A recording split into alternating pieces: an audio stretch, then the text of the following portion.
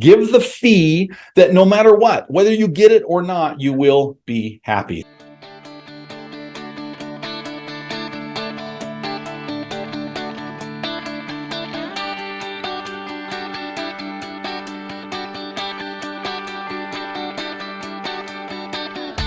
Originating from deep inside the Rocky Mountains, transported through the power of the internet, and arriving inside your tiny earbuds.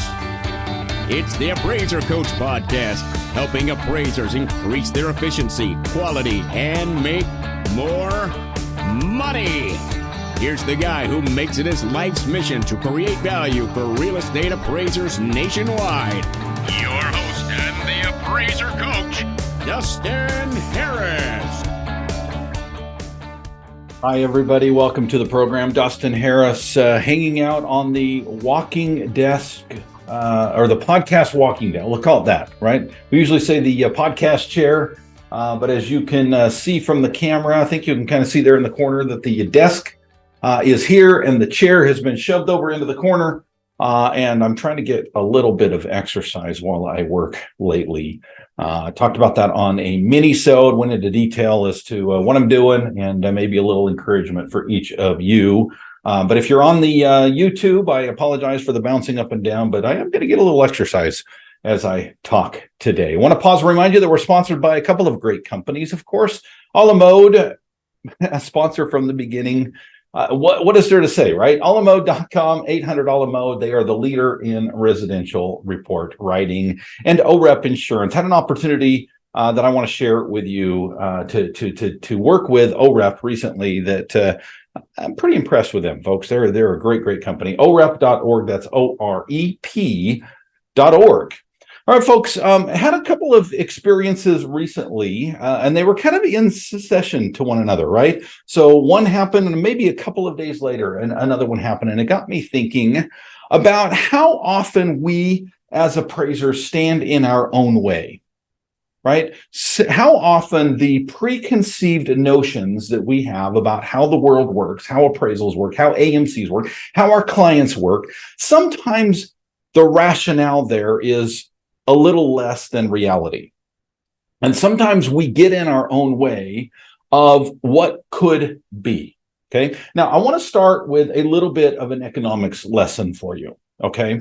And we're going to talk a little bit about supply and demand for just a moment, okay? Bear with me. I'm not going to go into detail here, right? I actually did read Wealth of Nations by Adam Smith a long time ago. It is a long, I would say, boring book, but it has some great principles, right? If it's been a while since you've read it or you've never read it, that's the book that the analogy of the quote unquote invisible hand comes to play, right? Adam Smith refers to the invisible hand of the market and basically how things just kind of work together.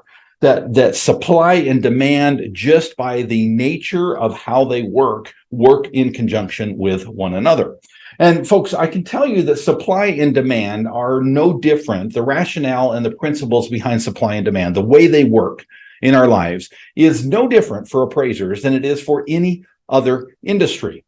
And so sometimes I sit back and I chuckle a little bit when I'm reading the Facebook posts or social media posts from appraisers who get upset about the ups and downs of the fees, right? They several years ago complained about how low their fees are. Right now, they don't complain about how high their fees are during 2022, the first part of 2022 and all of 2021, but they might complain about how busy they are, right? And sometimes we just have to step back and realize, right? If there's a demand for your services, there typically can be a higher fee charged. If there is not such a demand, then you need to adjust accordingly. And I know that's blasphemy to some of you, and some of you are saying, well, Dustin, we can't lower our fees. We got to stick together. Okay, really? I mean, come on. Folks, I'm telling you that sometimes things slow down and sometimes you need to drop your fees. Now, you got to have some principles, right? You've got to have a floor. You've got to have a sense of reality. But the fact that fees go up and down is simply a matter of fact. Back to the story. Recently, I was in a mastermind meeting and a coaching, private coaching session with a very similar conversation oh, by the way, there was a third thing that happened as well. Somebody posted on our All-Star Team Facebook page something about, a fee. And I'll just give you, briefly, without outing anybody, he described this enormous house and the hours and hours that would go into this. And then he posted his fee. And I was like, holy smokes, I can't believe I would never do a house like that for that fee. Now, I was very quick to acknowledge that your market may be different than mine, right? But I said, I wonder if we are, and this happened with all three, right? All three situations, I stepped back and I thought, I wonder if we are selling ourselves short. What do I mean by that, Dustin? Well, I think sometimes we get in our own way, right? So I will tell you this. I will go so far as to say one of these individuals, of the three, right? One of these individuals of the three was charging $1,000, right? And he was kind of a little bit baffled at his own prices, right? I can't believe I'm charging $1,000. And the situation with the particular property was, honestly, folks, I mean, again, different markets, different situations. I will never insert myself into your market and claim to be an expert there. Okay. So let's just establish that up front. It is very, very possible that I could be completely wrong, but it's also very possible that I could be right in this idea of sometimes we sell ourselves short in our heads because we don't quite know what is possible. And I'm talking about fees here, right? So a property that in my market, in fact, I think I mentioned in the session with this individual, I said, no, again, your market's different than mine, but in my market, that would be a minimum of a $5,000 appraisal. And he was a little bit shocked at that number, thinking that that's not even a reasonable thing. Now, again, I don't want to belabor the point, but I want to make sure that I make it very, very clear that I'm not judging your market, right? You might be saying, well, Dustin, you don't get Topeka, Kansas, right? You don't get Tampa, Florida. It's totally different than I do. I get it. I do get that, right? And I do understand. But I will also tell you this. I've worked with enough appraisers over the years to know that a lot of the clients that we are working with are the same clients. Some of these properties are crazy to do, right? Crazy busy, crazy hours intensive, crazy mind intensive, okay? A lot of work to support whatever it is that we're doing. And I think, honestly, folks, I think sometimes we sell ourselves short. I think sometimes we ask for a fee and can't believe we got that fee, and really we could have gotten more. Really, we could have gotten more. I want to share with you a couple of experiences, real life experiences that I've had or my coaching clients have had that I hope will open up your eyes a little bit to what is possible out there. First, want to pause and remind you that we're sponsored by a great company called A La Mode. A La Mode is the bomb, right? Or in my teenage boys' terms, it's sick, Dad, right? A La Mode is sick, Dad. A La Mode is the leader in the appraisal world when it comes to report writing. Why? Because of the built-in tools. Folks, there's a lot of companies out there that allow you to create a 1004 UAD. There is only one company that will allow you to do it efficiently and worth every penny that you provide to the company because of the value that they provide in return. Check them out by going to alamode.com or 800 A La Mode. Had an opportunity, I'm going to call it an opportunity, to utilize my E&O recently. I reached out to them and said, hey, I want you to be aware of a situation. And they literally within 10 minutes, I got an email back from OREP saying, so sorry this is happening to you. We are on this. We have your back. I mean, I don't have it word for word, but I was like, wow, this is to have that kind of professionalism in my corner is absolutely priceless, folks. I guarantee you're not going to get that same service from any other company out there. OREP is the one. If you're with any other E&O company, you need to check them out. Go to orep.org. Let me spell it for you. That's OREP.org.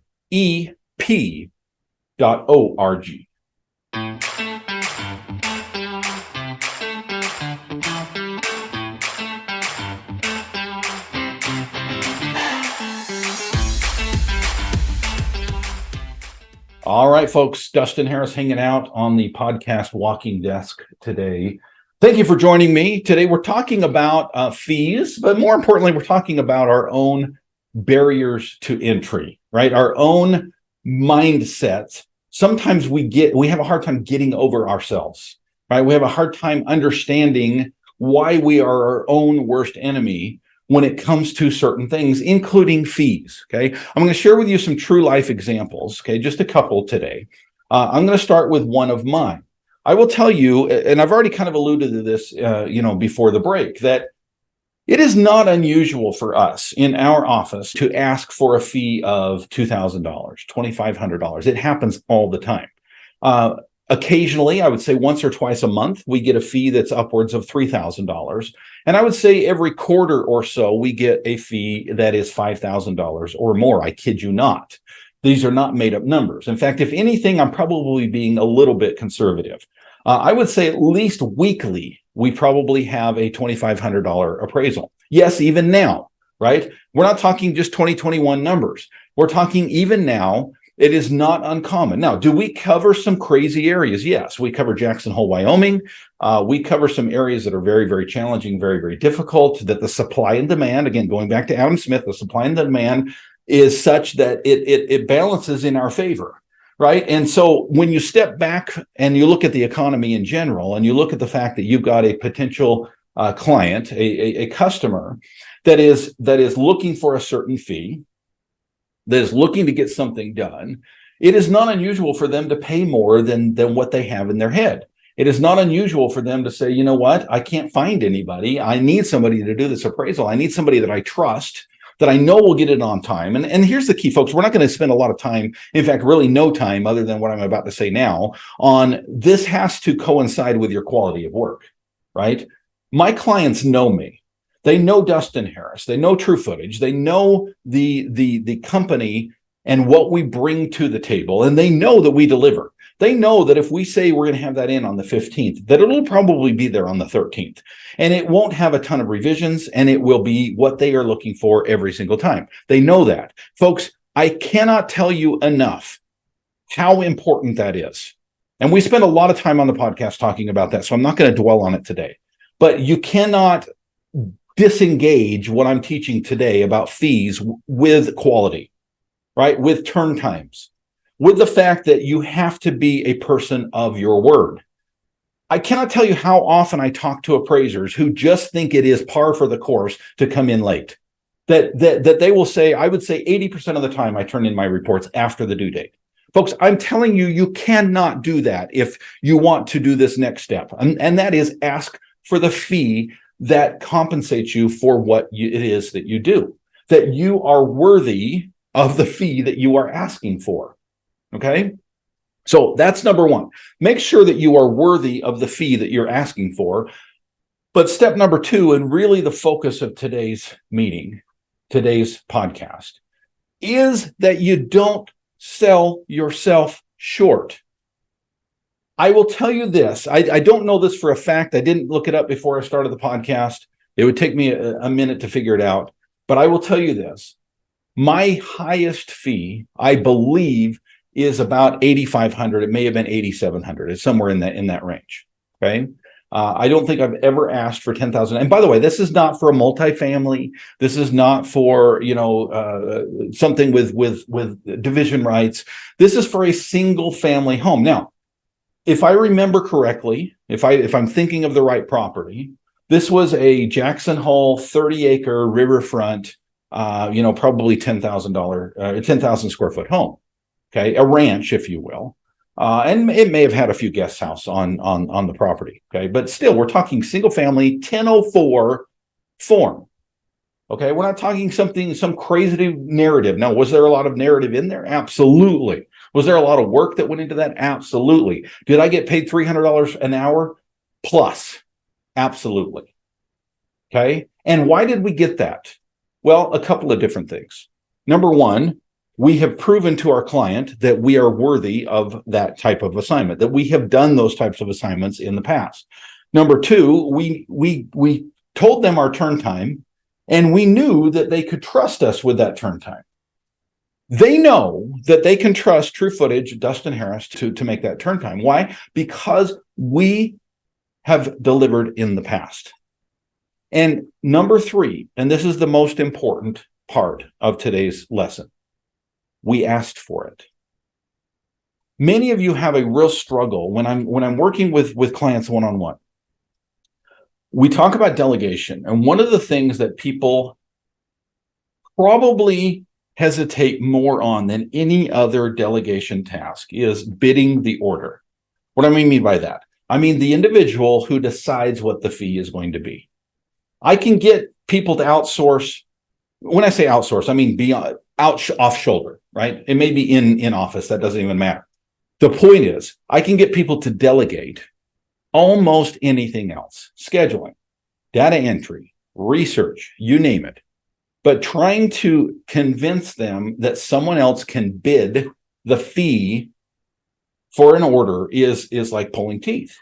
Now, I can tell you this, those that have done it, and we've had these conversations multiple times in the mastermind, where one person around that table is like, yeah, I know I need to get there, but I just can't let go of that right now. And you've got 6 other people in the mastermind going, do it.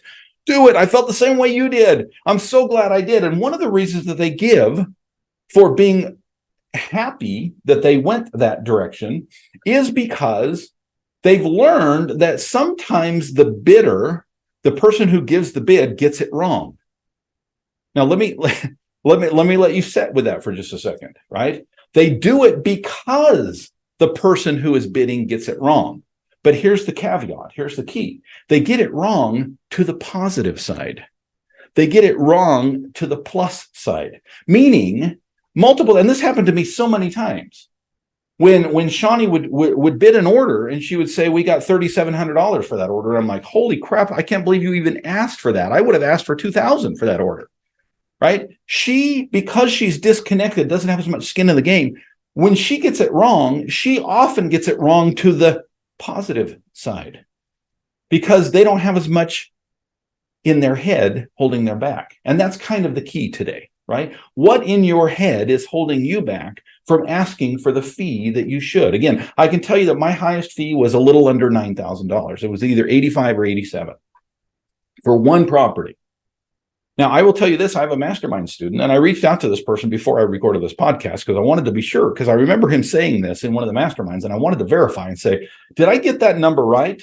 And actually it was a little bit low because I thought that he had gotten $15,000 for one appraisal. And he said, no, it was actually $15,500. We had a good laugh about that, right? $15,500 for one appraisal, folks, because he asked, but more so because he was worthy of the ask. Don't hesitate, folks. You may not get the bid, and that's okay too. It's this thing called the going away fee, right? We talk about this quite often. I had this happen to my son the other day. As you have probably heard, if you follow this podcast, my 15-year-old son is starting his own landscaping business, and he's got this down to a science, right? People call him up, they get an address, and he actually does a satellite view of the yard, and he measures it out, and then he gives them a bid over the phone without even looking at it. He'll give them a bid over the phone.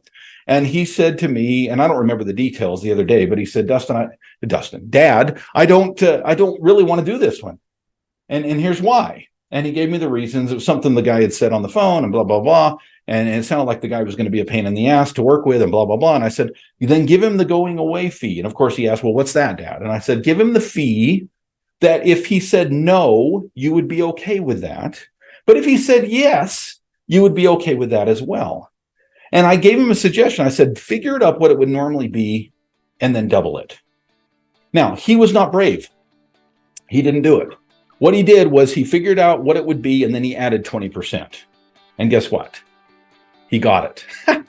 He was so disappointed. He was disappointed because he did not follow my advice. If he had doubled his fee, he would have been happy about that new customer. Instead, he was disappointed with himself. Folks, give the fee that no matter what, whether you get it or not, you will be happy. Thank you so much for joining me today, folks. It's been a pleasure. It's been an honor. I appreciate you putting up with me walking while we talk here, and go create some value. You've been listening to the Appraiser Coach podcast with Dustin Harris. If you like what you hear, please give us a 5-star rating and post a short review on iTunes. For more in-depth insider information on how you can make more money as a real estate appraiser, visit theappraisercoach.com and sign up for the All-Star team today. Thanks for joining us. And now, get out there and create some value.